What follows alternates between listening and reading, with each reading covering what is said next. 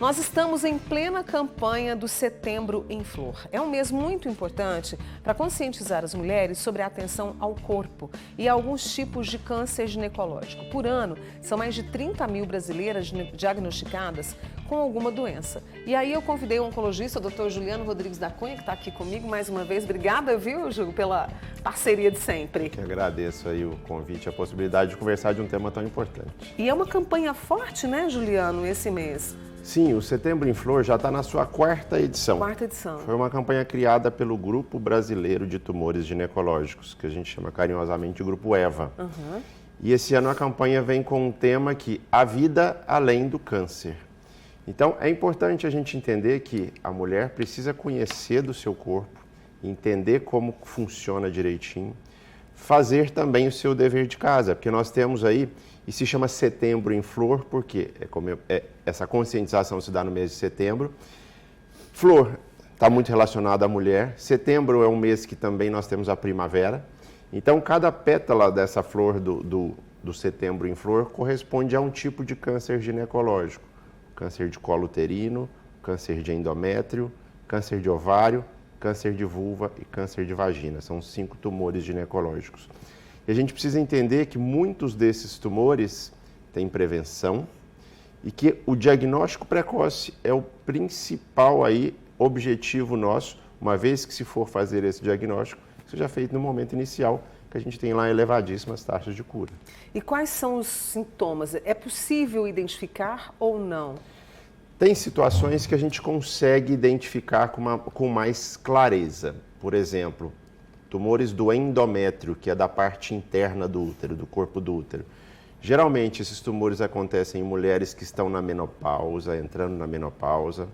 Geralmente, tem uma associação com obesidade, hipertensão e diabetes. É uma história bem clássica das pacientes que pararam de menstruar e passaram um tempo ok. Depois ela teve um sangramento pós-menopausa.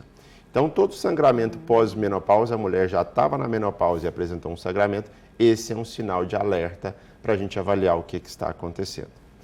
Os tumores do colo do útero, que são mais de 17 mil casos por ano de tumores do colo do útero. Primeiro que eles são evitáveis. A vacina é um método extremamente eficiente que reduz aí a incidência do câncer de colo uterino. É a vacina contra o HPV, né? A vacina contra o HPV, disponível no SUS.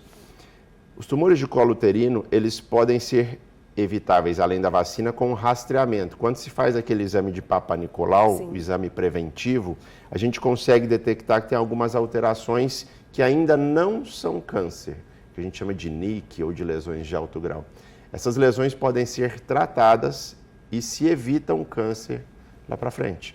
Então, a partir do momento que a mulher tem a conscientização, faz o seu Papa Nicolau de forma regular e se cuida, a gente consegue quebrar essa linha de gênese aí do câncer. Ela tem uma lesão precursora, eu trato, então lá na frente eu elimino a chance dela ter câncer. Por outro lado, a gente tem tumores que são mais silenciosos, o câncer de ovário. Eu costumo dizer que lá dentro da barriga cabe muita coisa crescendo e a paciente não percebe. Então, os tumores de ovário geralmente são mais silenciosos. Existe um rastreamento para o câncer de ovário? Não existe.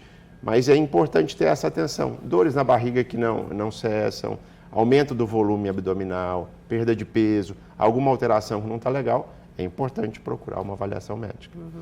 Tumores da vulva e da vagina, geralmente são tumores mais raros, e que eles apresentam geralmente com coceira nessa região ou a presença de alguma lesãozinha, que é preciso, então, procurar uma avaliação médica.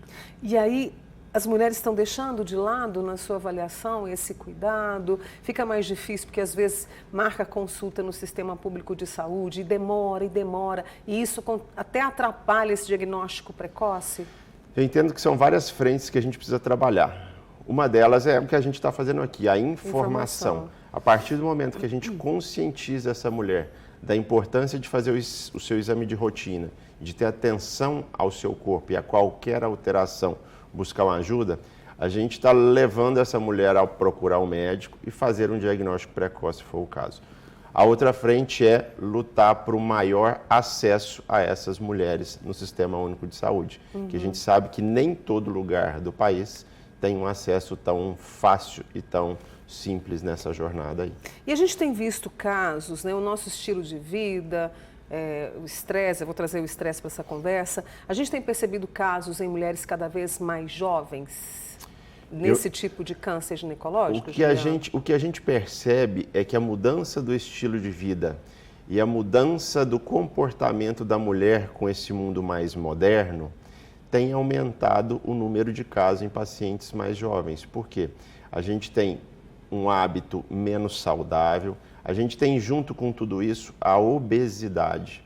A gente sabe que a obesidade é responsável por cerca de 13 tipos de câncer diferentes. Dentre eles, o câncer de endométrio, que a gente coloca nesse grupo dos tumores ginecológicos.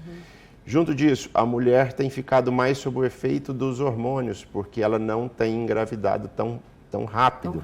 Ela tem colocado essa maternidade mais lá para frente. O número de filhos tem sido menor, consumo de bebida alcoólica, sedentarismo. Então, quando a gente coloca todas essas ações que não são tão legais num corpo, a gente está aumentando a chance aí de uma doença crônica, que é o câncer. Isso é muito sério, né? E aí, quando a gente tem o diagnóstico precoce, qual é o caminho para o tratamento, assim, para que as pessoas saibam, né? O que é importante a gente entender? Que diagnóstico precoce é o nosso melhor alvo aí para se atingir uma cura. Depende do tipo de tumor que a gente está falando. Se eu tenho aí um diagnóstico precoce de câncer de colo de útero, eu posso até muitas vezes em mulheres ainda que não têm filhos, manter a fertilidade, tratar o câncer e essa mulher ainda ter a possibilidade de gestar ali na frente. Os tumores de ovário da mesma forma, tumores de ovários que eu faço diagnóstico precoce, eu consigo também ainda fazer tratamentos que são menos agressivos e que em muitas situações podem ainda preservar a fertilidade daquela mulher mais jovem. O que a gente tem visto na oncologia é que cada vez mais nós conseguimos entregar um tratamento com segurança e com menor agressividade e maior efetividade. Mas para isso a gente tem que pegar essa doença mais cedo, né? Para evitar essas sequelas que você está trazendo para a gente. Uma questão muito séria que você acompanha também é essa questão da vacina contra o HPV, que está disponível no SUS e que infelizmente a cobertura é muito baixa, né? E que poderia ajudar bastante nessa prevenção, infelizmente, nessa luta. A gente tem aí uma onda anti-vacina e essa vacina do HPV se encontra dentro dessas vacinas. Nós temos uma vacina extremamente segura, com estudos robustos aí no mundo inteiro mostrando a eficácia e a redução do câncer de colo uterino nos países onde foi implementado. O que é interessante entender é que essa vacina deve ser feita, se possível, nas crianças, antes do contato do HPV. Então, é meninos e meninas a partir dos 9 anos. Certo. Nas mulheres, a gente pode estender até uma idade de 45, a depender dos casos.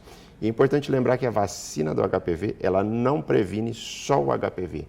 Tem outros tumores, outros tipos de câncer que podem ser prevenidos, que estão relacionados também ao HPV, que é o câncer de canal anal e o câncer de faringe, de orofaringe, da cavidade oral.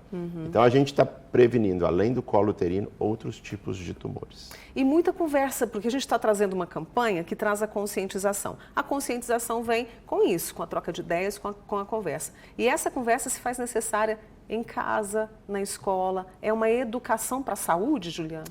Não tenho dúvida, quanto mais a gente conversar sobre esse assunto, quanto mais as mulheres e as famílias se envolverem nessas causas, fica mais fácil falar de câncer, fica mais fácil de falar de sinais de alerta e fica mais fácil dessa família, dessa mulher, entender que ela precisa se cuidar. O autocuidado vai muito além aí do gostar de si mesma, mas é cuidar da sua saúde também.